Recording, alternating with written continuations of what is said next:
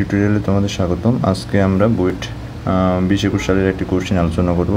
কোশ্চেনটি হলো তোমার মহাকর্ষ অভিকর্ষ এই চ্যাপ্টারের উপর বেস করে। তো কোশ্চেনটি আগে একবার পড়ার চেষ্টা করি।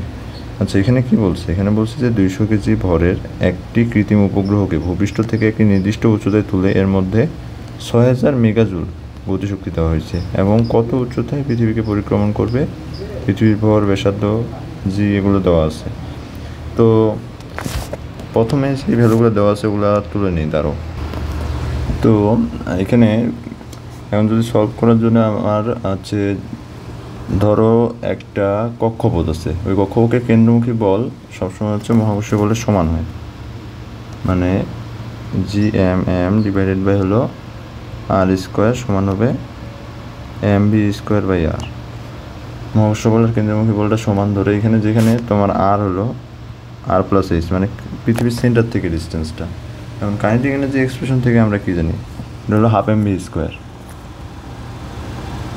আর এখানে আমার কাইনেটিক এনার্জি দেওয়া আছে হলো 6000 মেগাজুল। এই ইকুয়েশন থেকে কাইনেটিক এনার্জি যদি আমি ক্যালকুলেট করি তাহলে এইটা আসে। তো এই জিনিসটার ভ্যালু আমার এখানে দেওয়া আছে কোশ্চেনে।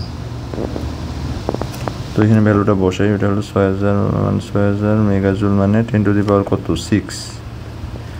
তো এখানে আমি জি জানি, এম জানি, আমি ছোটো এমও জানি, শুধু আমার আরটা ক্যালকুলেট করা লাগবে। তো সব ক্যালকুলেশন করলে আর এর ভ্যালু তোমার দাঁড়াবে 6.6 10⁻⁶ এত মিটার। তো এখন কি আর ইকুয়াল টু কি r+h জানো, এখান থেকে তুমি এইচ ক্যালকুলেট করে ফেলতে পারবো না। এইচ এর ভ্যালু আসবে তোমার 200 কিলোমিটার। একদম ইজি ম্যাথ। তো এখানে তোমার মেনলি তোমার এই কাইনেটিক এনার্জি যে সূত্রটা, এটা মনে রাখা লাগবে যে কাইনেটিক এনার্জি সমান হলো GMM/2r। আচ্ছা, তাহলে আর কি, কোশ্চেন সলভড।